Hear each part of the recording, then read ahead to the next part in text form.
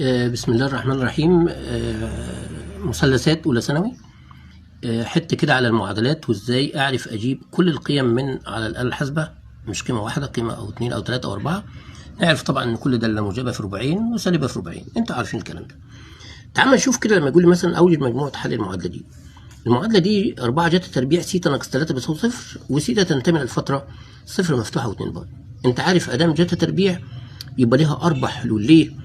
لأن أولا جتا تربيع هتساوي 3 على 4، وهتاخد الجذر يبقى موجب وسالب جذر 3 على 2. الجتا موجبة في ربعين، والجتا كمان سالبة في ربعين، يعني هيطلع هنا قيمتين وهيطلع هنا قيمتين، يعني هيطلع 4 حلول. احنا عارفين الكلام ده. طيب لو أنا عايز أحلها على الحاسبة هنيجي نكتبها زي ما هي، يعني هنكتب كده آلة 4 أهو، هنكتب كده 4 كوزين 4 كوزين سيتا، طبعا هنعملها إيه؟ إكس، نقفل القوس وهنكتب عليها إيه؟ تربيع كده 4. طيب بعدين ناقص 3 وبعدين عايز أكتب بيساوي، زي ما اتعلمنا هنضغط على شيفت كالك وبعدين كده هنقول له بيساوي 0. كده احنا كتبنا المعادلة زي ما هي بالظبط. تمام. هنضغط بقى وهتضغط على يساوي، نضغط على شيفت كالك يساوي، ادي شيفت كالك وبعدين هضغط على يساوي. هننتظر شويه، الاول هتطلع 30. جميل. طب انت بقى عايز تشوف القيم الثانيه. 30 دي ربع اول. طب اديها مثلا شيفت كالك، اختبر الربع الثاني، قول مثلا 120. ما انت مش عارف كام، قولها 120. هتقول لك لا هي مش 120.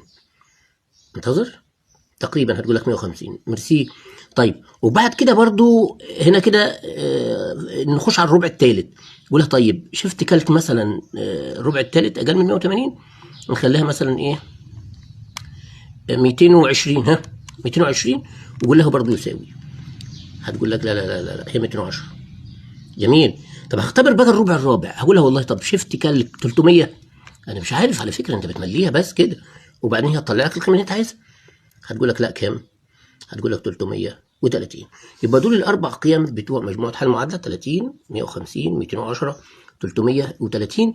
بسيطه وجميله جدا، لانك انت ما تقوليش بقى بتعلم الولد علمه ايه، ما هو لازم يكون عنده فنيات الاله الحاسبه.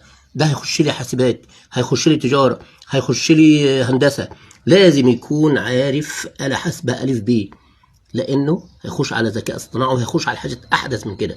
الناس اللي بتعترض الاول اهو حليت او مقالي اهو، لكن لازم نعلمه مهاره الاله الحاسبه. اوعى تفتكر ان الدكتور هينزل من على المنصه بتاعته يعلمه اله حاسبه، ولا المعيد في السكشن يعلمه اله حاسبه. اشوفكم في فيديو اخر.